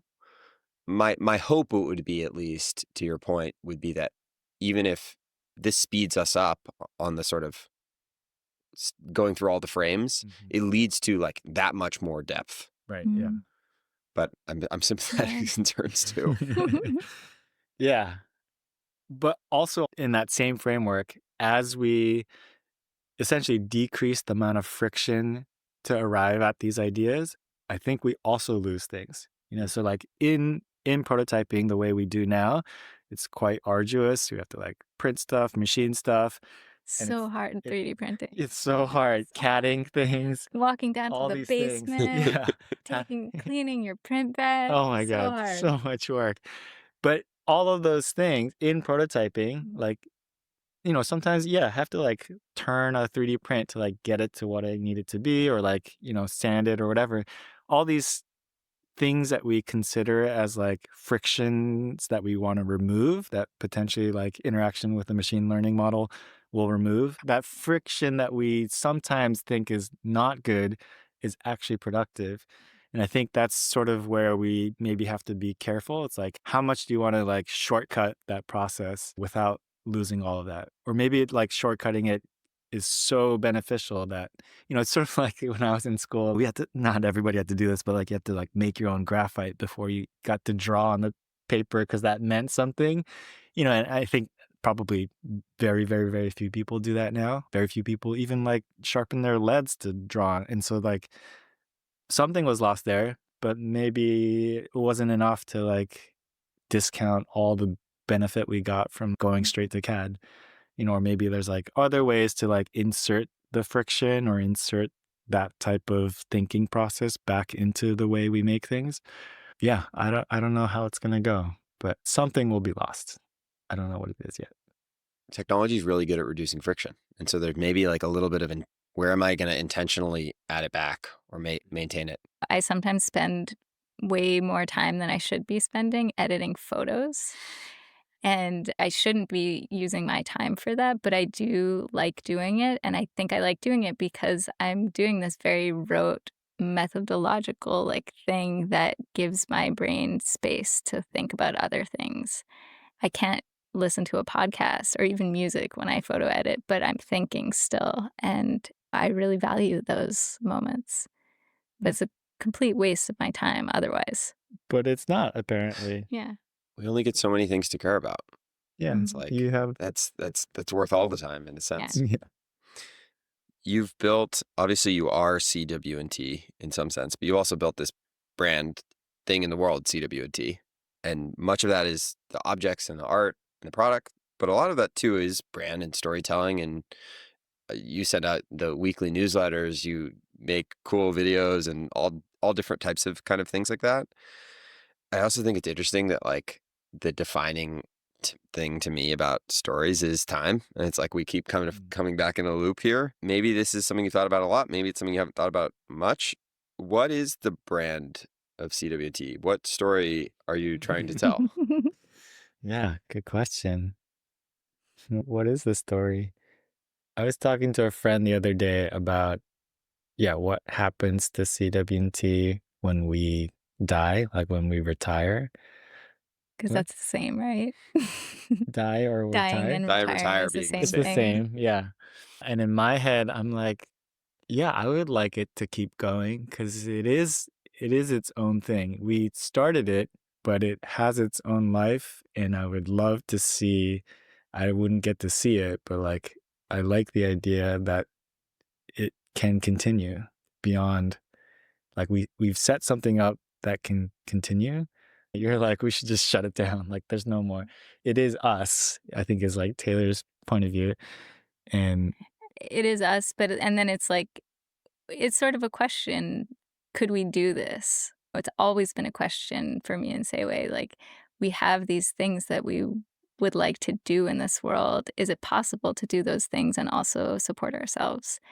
And I would sort of almost just think of it as like a case study that would hopefully encourage other people to come along and be like, oh, it is actually possible. You're not going to be gajillionaires, but you can find your own way and carve your little niche in the world and be able to do what you want to do on a day-to-day basis and, feed your family. wait, but why can't you do that and have it continue? I just like, that's the thing, exactly. Like, if those people see CW&T and are like, that's cool. Like, why would they want to go work at CW&T? They should just do their own thing. No, like this is not how the world works. Sorry. I Why think not? like, First word art and last word art, a little bit, right? for example, I have a good example. Like Issei Miyake, he built a pretty awesome brand. It has like an approach and philosophy that after he died continues. Yes, but it's not going to continue forever. Oh, it will continue forever. I guarantee it. Brand as a word probably means less than it used to, but like, I don't know. I have a relation, and it's commercial and there's plenty of criticisms, but I have a relationship to Nike that like, I've always really admired Nike for two reasons. One, because I loved it as a kid. And two, it's like the only brand I can think of that can be like, Virgil can put it on the runway, and then it can also come down to like a Walmart t-shirt for some 6-year-old. I relate to this, by the way. And so like, I really hope that Phil Knight, bless him, he's pretty old, like he handed it off a while ago. And granted, there's plenty of critiques. So I would wonder for you, is it partly that just CW&T is so personal? Or maybe it's that what you were saying, which is that it's like a template. And it's like, oh, it's not actually the container. It's the template for you to do. It's the blueprint for you to do this your own way, in a way that Nike is a little bit more of this substantive organism. Yeah. I would say that you know, we just have another person working with us as of like 2 months ago, and we are not professional at that. Yeah. We're not there. Yeah, but you're in year 13. You got plenty we're of time. so young still. I think I have an analogy for your argument. It's like, and we've talked about this before, where it would be weird if a band continued Yeah. beyond the life of the members of the band. Right? Exactly. Grateful Dead's kind of doing it. John Mayer's in That's there. true. Like, That's true. and I would argue that's the band that's the most an idea, right? Right. Yeah. Yeah. It holds an idea. But other bands Yeah, probably can't pull I that hear ya. off, which Yeah. I think we relate to. We talk about like putting albums out, like the way we operate. It's like, yeah, we're not in any niche category. We're just like, hey, we want to work on this new album. We're just going to put it out. And if you like it, you like it. And I think as long as we operate that way, it is maybe hard to define us as a brand. It's like you don't really know what's going to come out. You probably don't know what products we're going to make. You may have like some ideas how we approach it because it comes from us. Well, I know it when I see it. You'll right. Maybe yeah. But that isn't nothing. That is like that. There's something inside of that. Just because we don't have the words or the scripter. You're right. Yeah. But maybe I could also see us, being more like a band. And then maybe there are other like cover bands that show up, but they don't officially become part of our band. When we're done, it's like we're done, and you can be a cover band of us, but the band is done. Mm-hmm. Yeah, I can kind of see it both ways. Yeah, it could be interesting. We'll see what happens. We still have many years. Hope so. Yeah. On a slightly more practical note, you've built a business on the internet as two people without tons of resources. One big part of that has been Kickstarter, which I think maybe is certainly not as exciting or sexy as it used to be. Mhm. And yet you continue to return to. I'd be curious for any thoughts broadly on Kickstarter and what it has allowed for you from a momentum or an audience or capital standpoint. And two, if you just have any reflections on building this sort of weird identity, personal life, like mix of all of these things into sort of like an internet business. Mm-hmm. Any reflections on that? Yeah, I have too many reflections on that. Lots of emails. Kickstarter is very much responsible for where we are today. I don't think like we would have gotten a start in any at all if it wasn't for Kickstarter. That really made our first project take off like it did. And it helped us build a fan base that it's really hard to find a following on the internet. There's lots of people on there, lots of noise too. Hard to please. Yeah. Very distracted, yes. Mm-hmm. Yeah, and I really like the idea of using Kickstarter. I think that crowdfunding is a way that makes sense of putting a project into the world. Like you should see if people actually want it before you go and make 1,000 of them, 10,000 of them, so that you're not spending a ton of money and wasting a lot of money and resources on garbage that nobody wants. So, it makes sense. That said, like Kickstarter's not that cool. It was kind of cool. It was 15 really cool, years yeah. ago, but it's not anymore. And for us, we just launched a project on Kickstarter about a month ago, or a month and a half ago. Pencil Type-C. Pencil shout out. Type-C. Still Yeah, available? we're gonna ship this week, and it'll be on our website really soon. Yeah, it's a big question now. Once we sort of have an audience, and not sure. I actually know that Kickstarter doesn't bring that much more of an audience to our work. I like the idea of us being on there and just kind of like doing it over and over again just because I think it's a great tool. And I want young studios, small studios to be using it for that Mm. and to be able to use it for that. And if like we can't use it, then like those other studios aren't going to be wanting to use it either. So I just like, I feel like I want to use it in for solidarity, but it's it's not that helpful to us anymore, sadly. Wish it was. As you were talking, I was thinking about like the most recent Peak Design launch. Like they launched a suitcase, which huge campaign, and that's like they've been on Kickstarter too for a long time, but they're a much bigger company.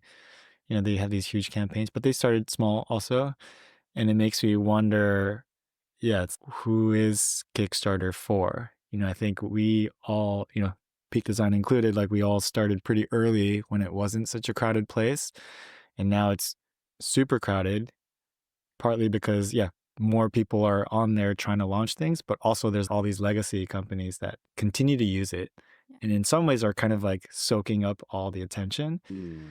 And I don't know if that's actually healthy for Kickstarter in terms of their original mission. You know, it's like it produces income for them, so I understand why they would do it, but it's like it doesn't quite align with what Kickstarter was meant to be. Mhm. And yeah, I just, you know, I'm sure they think about it. I don't know if they're doing anything about it, but yeah, I would also love to see a platform where it's not for us. It's like it is for like people who are in our position 10 years ago to get going. And I don't know if Kickstarter is that Yeah. anymore. But I'm very glad we were there. We were there at the right time, at the right, you know, right time, right place kind of thing. I think if we launched the same product today, it would be crickets. Yeah. You are partners in life and work. There's a bit I'll read. Taylor tends to think of things from a systems perspective. She likes to have a comprehensive understanding of the problem before diving in. Sei-Wei likes to tackle things as if it's a sprint and continue on that momentum until we run out of steam. And then Taylor, you had said, I think somewhere else, something that comes with having kids is a sense of empathy towards difference. Before having them, I assumed they would be like us, but they aren't really not. There's this deep sense of appreciating and loving them for exactly who they are and for their differences that has been really valuable. And so in some sense, it seems like you're both sort of a whole and a half at the same time. You're half of this thing you're building together, and then you're obviously two very different, distinct people who have your own strengths and weaknesses and instincts and all this stuff. And obviously, anyone who spends their life as a partner to anyone knows a little bit about what it's like to be kind of a shared organism. But you guys are really doing it kind of at full dial, even in little ways. I was curious, like, most of the stuff you do publicly in the social accounts, it's like it's a CW&T. You're usually doing it together. There's an old website you made on noodles, and you even talked about, like, I don't know if you were doing this, but you talked about the notion of like sharing a password and a username with somebody who you care about to like sort of leave these diary entries. Do you try to draw really clear lines? Do you let yourself merge in some areas and not in others? What is this like? Yeah, what's it like, What's it Taylor? like? I think it's really different for it's a weird thing that people do, right? Like we couple with other people and, you know, I don't know if this is like a female characteristic, but I've found that in many relationships that I've not many because I haven't had that many relationships in my life, but I have always found that I have a tendency to really merge with that person. And there was always a tension of where I was within that. And so that's something that I think about all the time. And still to this day is like I think it's a female thing where women I think men do this as well. I actually don't really know that much about it, but amongst my women friends, like we've felt this ability to transform and become a lot like our person and lose a sense of self, especially when you have kids too. Your identity becomes very revolved around this like new type of person, which is a mom. So like we have that, which all people who are coupled have, but we also have a working relationship. And I think that those are constantly just we're changing all the time. And I find like sometimes I do kind of make a concerted effort to decouple from you and like really do things that are just siloed in my own practice. And Seiwei is probably more like, why do you need to do that? Like, come hang out with me. Hmm. But I think he has like more of a solid sense of self Mm. that hasn't mutated in the same way that I think mine has. I'm Sure. also not very sensitive to these things. I think I've definitely mutated and definitely influenced by you. And I don't know how you feel, so I don't know if it's more or Mm. less, Mm. but it's there. But yeah, I also see the mom thing as like a significant transformation, both in terms of like priorities and just like how you think. Having kids also shifted the way we work quite a bit. And yeah, it's been cool. It's been a cool adventure. When we first started, we spent every minute together for several years. Now, when I think about that time, I like long for it. I'm like, man, that was such a good time. We were so productive. We like came up with all kinds of cool shit and we did a lot of cool, fun things. And then kids like shifted our priorities. I think we were still quite productive and I really enjoyed that working process where it's like, oh, okay, now we have to like include this third thing. And it still worked and I still love it. It's just like a different thing and I find it really fun that we've kind of moved across these different ways of being together. And yeah, hopefully keep continuing, keep doing it. Yeah, we were other day talking about moving somewhere else. We'll see if it happens. Yeah, Yeah. it's like many years away. We're like, yeah, what are we gonna do when they go to high school? I think those are more transitions to come. It's like, Mm. yeah, what happens when our kids become teenagers? Our family dynamic is not going to be the same as it is now. What happens when the kids leave the house? It's going to be this other phase. And I look forward to all of it. And I like that the CW&T part, like the design studio, is a constant Mm. and that we've been able to like transform the way we work so that it fits the way we live instead of the other way around. Like I think in other people's cases, like if you work somewhere, you kind of have to like fit your life around this like work thing. And I think we've been fortunate enough that we can do the opposite and it feels quite nice. Like it's really cool that we've been able to evolve it that way. It seems like your North, and I think you probably said this, your North Star seems to be on the business, freedom, answering curiosity is this exploration. You joked earlier, no retirement plans. I think you said like some people sort of like sprint towards 60 and then they can retire. And you're like, I'm going to do a slower marathon. Haruki Murakami, I think, said something similar. He's just like, I'm Mm, just trying to, I want to keep writing. yeah.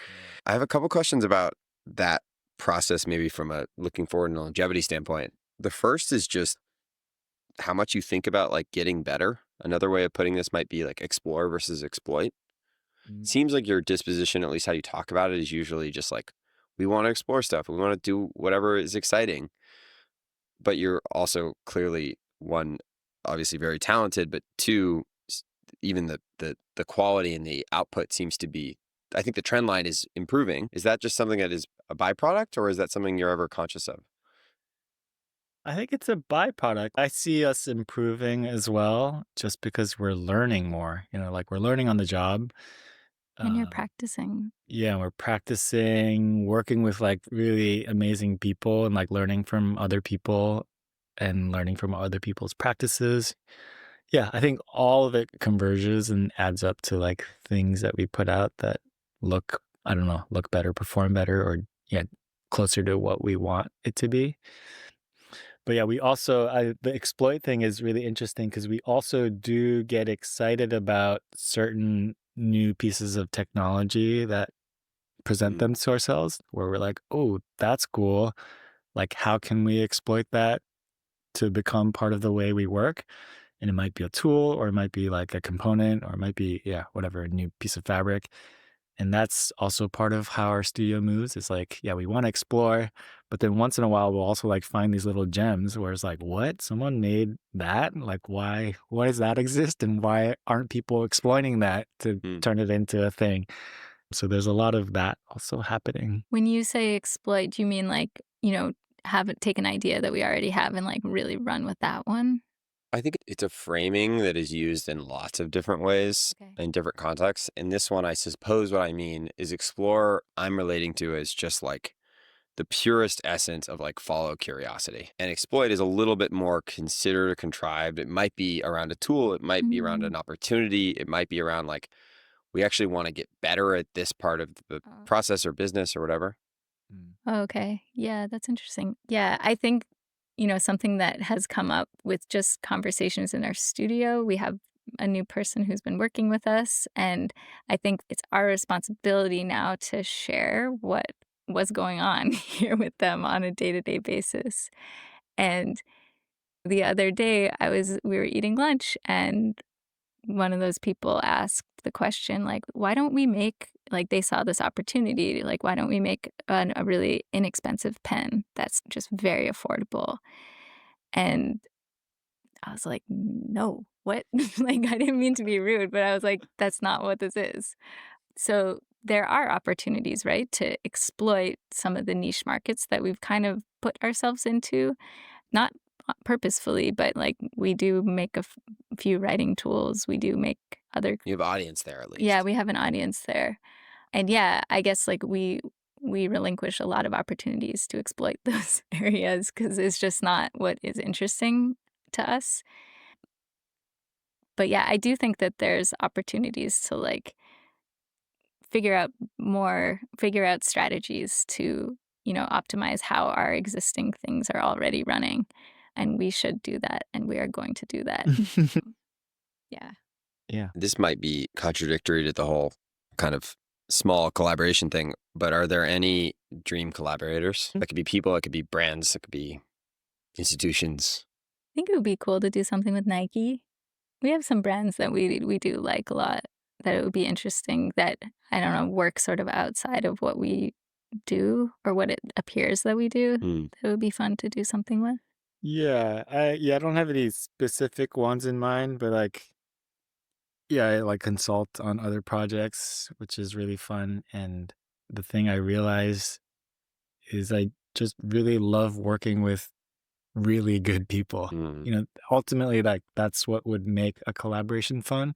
Like I don't really care what the brand is. Brands can be huge and they kind of like have an image, but yeah, if we can work with people who are really like, I don't know how else to describe it, like at the top of their game, like really do whatever they do really well, working with them is always like such a pleasure. It doesn't matter if it's a tiny brand or not, or a big brand. It's like if the people care and do the thing that they do really well, like it's such a huge learning opportunity for us. And collaborating with them, yeah, ends up becoming fun for everyone involved. So yeah, we're not like actively seeking collaborations like that, but once in a while something like that shows up and it just is the best. It's really, really Yeah. fun. I like the idea too of sort of capability or even domain outside of, I don't know. You mentioned Nike, like I found some old thing that listed like the San Diego Zoo and Yves Saint Laurent, and Yeah. Oh. like clearly you guys have, there's possibility. Yeah. Um, the last question on this before we begin to wrap up, what and clearly you're defying this in many maybe small and large decisions, but like what would it look like to be more resourced, to have a kind of a more ambitious version of this? Or would there be anything that would get you excited about that, acknowledging that clearly why you've kept it how you have is largely due to compromise and in getting to have it be what you want it to be? Yeah. I have thoughts. We've talked about this and it shifts. I think, yeah, if you asked this question maybe a few years ago, I would have had a really straight answer, which is essentially just like incorporate every step of the process in house. So, like, if we had more space, more money, I would just buy all the machines we need to produce all the products that we currently produce so that we fully control that process. All of the manufacturing. Yeah, like big machines essentially, which is sort of where we started, like when we learned how to run all these like big CNC mills. And so and that's part of maybe our magic sauce is that we understand what it takes to make these things and we prototype that way. but it would be really awesome to have that capability in-house so that we can iterate as we're manufacturing, which we currently don't do or don't do for all of our products. I think that would be one, is like if we had infinite resources, that's sort of like the way to round out our practice. And then the other constraint is essentially time, time to work on certain ideas. And so just like more people, like more hands on the prototyping process, or like bringing ideas into manufacturing so that we're not the only ones like pushing it there. But if we had like multiple tracks going at once, it would be amazing because then we can get more ideas out. I think also one of our big bottlenecks is just storytelling and the whole marketing side of our business, which is nothing. Like we do Not nothing, but it's not nothing, but it's like, it's very, very, we don't spend that much time on it. I'm mostly responsible for it. And it's, it's over the years, it's become like not something that interests me that much at all. Actually, it never really interested me that much. You do like storytelling. I do like storytelling. Yeah, I think that having somebody who is in-house, who is able to tell stories on a day-to-day basis and put those into the world would be really great, sort of in tandem with how we're working, that aren't like, we made this project, like, let's now go and like photograph it a bunch and make it look fancy so people on their phones can want to buy it. Like, I'm not really interested in that. my last little bit is like a kind of, I guess, like a lightning round. Doesn't have to be super quick answers, but just a miscellaneous list before we wrap up. The first is on teaching. You both teach, I think have taught at least over the years. And you wrote recently about, we talked about this when I came in, you wrote recently about getting a piano teacher, and neither of you having had a teacher for at least 10 years prior to that. What makes a great teacher? Somebody that you want to get better for. Somebody who you're just excited to go and be with every time you have your lesson. Somebody who makes you want to be better, like, and motivates you to be better because they see something in the work that you share also, and you just want to participate with them in that world. That's how I see it with my teacher. Your piano teacher. Mhm. Yeah, excites you. Taylor describes it as like the most exciting part of her week is like going to see her piano teacher. And I agree. It's like that's a very cool relationship to have with a teacher. But my my definition would be different. I would be like a good teacher is someone you want to learn with, like study with. So it's almost like a study buddy. So I think it's less about like someone who you want to learn from, like someone who you think can give you the knowledge. I think that's sort of like a misguided relationship to the teacher. It's like someone who you want to like study with, like kind of break apart a problem with them and like work through a problem with them, I think is a great teacher. And obviously all these other things, like to want to do that with someone, I think is hard to foster, but is the ideal situation. Well, both of those answers are about energy, right? The knowledge is out there. Like the Harvard lectures are on YouTube. That's not why people aren't learning. It's the energy to actually get up. Yeah. You live in New York City. I think you lived here since 98. You probably like a few years after that? 2007. Okay. In any case, I'm pretty new to New York. You lived in New York for a long time. My specific question about New York is how you relate to or balance focus and serendipity in a place that maybe isn't always catering to both of those. Yeah, I think it it can cater to both of those actually in the best possible way. I think serendipity is one of the most important. It's so special. And when serendipity happens, it's like there's nothing like it. And New York is a place that it's optimized for serendipity. Like you go out on the street and like there's a pretty good chance that something serendipitous is going to happen to you. And that's what's beautiful about living in New York. And I don't know, we're fortunate that we have a home that we're comfortable in. We spend most of our time focusing in our home and don't get out much. But when we do get out, serendipity can happen. Right. And that's why we live in New York. It's because we don't make a ton of effort to like do all the social things that you're supposed to do. Yes, but it's low friction when you want to tap into it. Yeah, exactly. Yeah. Same. Good answer. I agree fully. We talked a little bit about music. You're learning piano. You did this like 365 days of the Oh, teenage engineering. yeah. I don't even know what that thing's called. OP1. OP1. Are there notable, either domain-wise or specifically, are there notable inspirations from other creative mediums for either of you, both of you? We go see a lot of art, like especially when we travel. Like if we ever go to a new city, yeah, we basically hit up as many museums as possible. Yeah, just because there's so much good art out there. It's really fun seeing what other people make and think about. Like oftentimes what happens is like we'll go to a museum and then we're both like itching to go home to like work on stuff because it's so inspiring. We're just like, damn, I want to go home and work. Like, yeah, and it's not even about like making the work that we saw. It's more just like being inspired that people make work, that make work at a certain scale or make work that makes you feel a certain way. And we're like, oh man, I want to go home and craft or do Mhm. something. Yeah, I also feel I share that feeling, but I also get a lot of inspiration from books, just from reading. I have so much respect for people who can move people like they do with just like the simplicity of words on paper and storytelling. Just squiggles on a Yeah, tree. it's amazing. Mhm. Yeah. You mentioned in a Reddit AMA recently, somebody asked about a book, Oh. and you mentioned like maybe it was you. One of you mentioned the possibility of doing a book one day. Two questions, you can answer both or neither. What do you think the cover would be, or what it would it feel like? And two, what would you, if you had to try to predict, what do you think you would want to say in a book? Well, the book that we've been thinking about is essentially a monograph, so it's like lots of imagery, but I think it would be mostly about our process, like, yeah, like what we've been talking about. I have a very strong feeling about what I would want our book I know what I want it to Visually? feel like. I don't know what's on the cover of it, but I want it to feel like a novel and not like a monograph.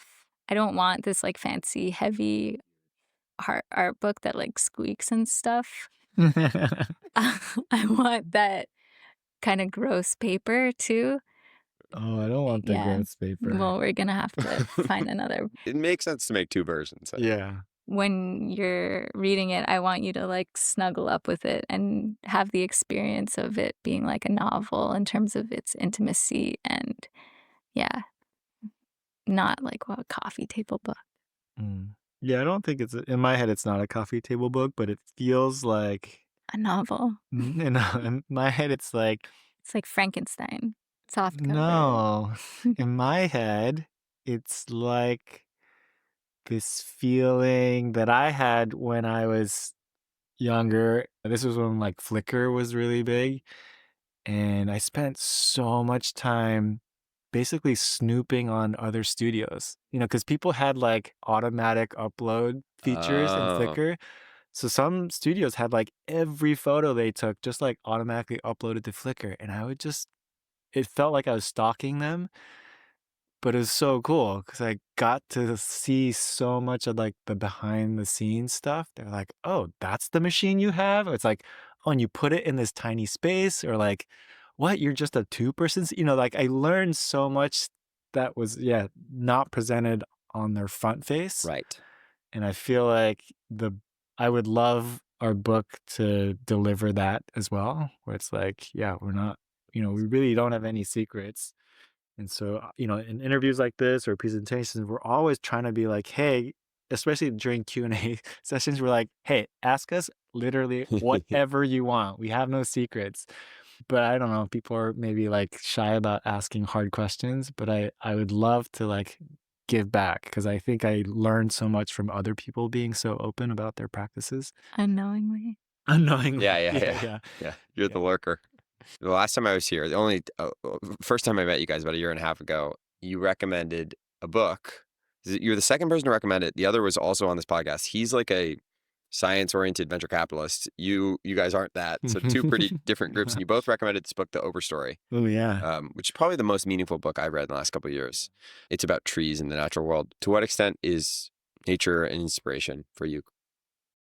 A lot. Yeah. Yeah. Yeah, just the other day, I'm gonna sound very silly, but I was just doing the dishes and I looked over at our plants that are by the window, and I was thinking about there's one of them that we bought when Tree was a baby, and it's, like, really big now. It's not even doing well. Tree is your son. Tree is our Just to be son. clear. Yeah, yeah. Ernest, Tree is it's a yeah. tree, Yeah. and we got that plant. It's, like, not even a good plant, really. Like, it's not doing well, but somehow it's grown and it's fine. And I was just like, we have 10 of these plants that are doing really well, and we do so little for them. I take care of them. Yeah. What do you mean you Well, do now so little? now Tree You takes do care so of little them. of I them. do so Yeah, little for I take them. care of them. Every Sunday, Sei waters them, but it's just like bloop, No, bloop. I also tie them. Yeah, I make sure they're growing in the right direction. Very, very little. I just think, like, nature, these plants, like, they ask so little of the world, of us, but yet they give so much, and Mhm. they're so beautiful. It is Yeah, awesome. Nature is awesome. yeah. Speaking of time, they're and that book's obviously about that. It's like they're kind of on a different pace. Yeah. Mhm. Yeah. I find nature not inspiring directly, but I just find it so awesome. Like, I have core memories from doing multi-day hikes with my dad that I don't know how it's affecting my view of the world, but it is just so deeply embedded in my memory, and not like a happy memory, like a joyful memory, that I want to also provide that for our kids. And so one of the things we decided a few years ago was just like, when we go travel, let's go see awesome nature things, Hmm. because there's nothing else like it. Like, you cannot, yeah, museums are great, but you cannot, it's like listening to Bach. Like, you can't not feel the awesomeness when you see Yes. awesome things in Yes. nature. Yeah, and you feel it. You feel it. You don't think it. Right. Yeah. You cannot not feel it. And so, yeah, I find it really important, even for myself now, to be like, to seek it. As grown-ups, you kind of have to like seek it, because we don't have parents that are like, oh, we're going to go do this now. Otherwise we'd just be in New York all the time, not seeing Yeah. awesome nature things. So every opportunity I get to experience it, I'm like, yeah, we have to go do that. Hmm. This is, I guess, a question probably more for you, Sei-Wei. Two disciplines. One that I think you were actually part of starting some degree program at Pratt, morphology, Mm. and then architecture. Two pretty, maybe morphology is broad, but two pretty distinctive disciplines. I'd be curious if there were any theory or observations or lessons from those disciplines that you think might be more generally applicable to creative people, to technologists, to people in the world who they feel sort of behind a curtain, especially architecture. Oh, yeah? I feel like architecture is very closely related, at least from my experience. I think the discipline of how you design in architecture, like the rigor, I think, just like Mm, being so rigorous about the choices you make in an architectural design process, I think carry through to basically every other design discipline in a really good way. Like, mm, it's so rigorous that you kind of have this advantage if you study architecture. And I think the other one that I can think of is the the practice of reducing ideas into a concept, which I think is very hard. I still struggle quite a bit with it, but I think great projects have clear concepts that are easy to disseminate to the group, essentially. I think the reason we have these amazing architectural projects is because we have these like amazing concepts that everyone in the project, from like the junior designers all the way down to like the construction workers, all understand that we're all working towards this like idea.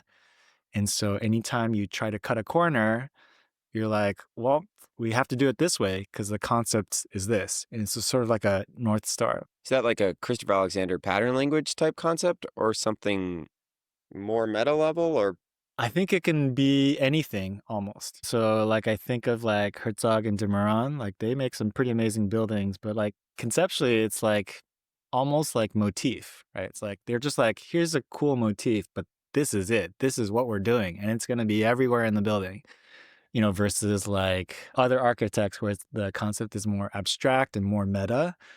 I think that can exist also. So I don't think it doesn't, at least in my head, it doesn't really matter like where the concept lives, But as long as there's one that everyone kind of agrees to be like, oh, this is what this design is about, then all the details and everything kind of can fit within that puzzle. Even for like your parents' house, it was like the core idea was population explosions. It has to be comfortable for 2 people, but also comfortable for 10. And those things can't be at odds with each other. Mhm.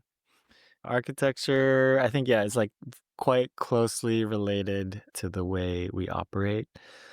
I think, yeah, morphology, I don't know, also I think is very closely related. Morphology, that program was started by Haresh Lavani. I would say, is a mentor of mine. I helped establish it as a minor, but it already, it existed for decades before I arrived. And that is very much more about understanding the world of form through systems. So actually, there's two parts to it. There's like understanding, like he calls it the genome of shapes, so that every shape actually has like a genetic code to it. So you can understand that shape's relationship to other shapes. Thinking about the world of shape through the system is sort of like one branch. And the other branch, which I think relates to many of the things we do, and also like the architecture, the way I think about architecture, it's like form through force.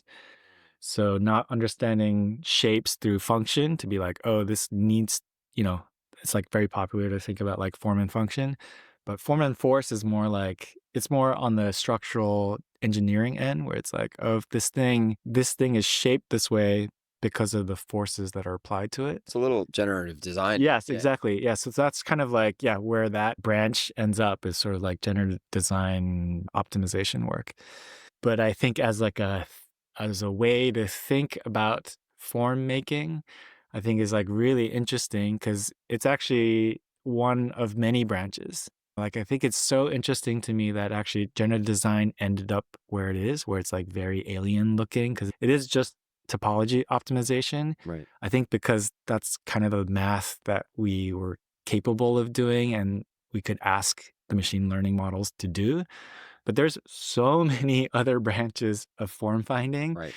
that we haven't even touched yet, and I think that part really excites me. It's like, oh, yeah, we know computers can do this, but actually anything you put through this machine learning topology optimization kind of looks the same. Like they all look like bones or like, because that's all like form follows force. But yeah, if you want to do like form follows function, that machine learning model doesn't exist yet. Like we Yeah, have to work on yeah. that. And then there's so much more stuff. And I think a lot of that stuff, sorry, this is like a tangent. We're getting like sidetracked by like the way we've been doing image-based stuff. So like image-based generation is all about like, here's a source material, now generate something that looks like this stuff. And I think it's a little bit unfortunate because it just misses all of the information if you apply that to physical things, because this physical thing was designed not to look like this. Like there's so many other forces at play, and I think if you don't include those forces, where it's going to be a weird world. Right. Like yeah. Right. Or a highly digital one. Yeah. Which of the objects you've created are you most excited to give to a grandchild? Oh, grandchild. I would say it doesn't exist yet, but that time capsule. Oh, yeah. Yeah. But hopefully we have it out soon. But also just say like a pencil. Here you go, kid. We might not have paper anymore. It's just Yeah, squeeze. use Yeah. this. Please use this thing. Mm-hmm. But yeah, our kids have time capsules that when they turn 3, our friends and family put little letters in there for them, and they get to open them when they're 18. What's something you hope that in 20 years you haven't let go of? Or something that is still true, you've held on to? It could be about you guys, yourselves, your work from a value standpoint, from a principle standpoint. Curiosity. I think for me, it's just like doing what we do now. Like, I think the way we operate and the way we get to experiment and make things, I feel very lucky that we get to do it. And so I hope in 20 years we're still doing it. All right, my final question. We talked a lot about time, especially at the beginning. When or how do you best experience timelessness? Oh, definitely when I'm playing piano. Yeah, the hours just melt away. I guess maybe when I go on a long walk. I love eating gummies and going on long walks. It's maybe one of my favorite solo long walks. It's so enjoyable to me, and it feels like time slows down a lot. That's all I got. Cool. This was wonderful. Thank you both. Thank you. Thank you so much. Hey, before I leave you, if you enjoyed the episode, please leave a rating and subscribe on Spotify, Apple, or YouTube. You can also find full transcripts on my website at jacksondahl.com/dialectic. And obviously, everything's linked in the description. If you have notes, feedback, or guest ideas, you can email me at pod@jacksondahl.com. See you next time.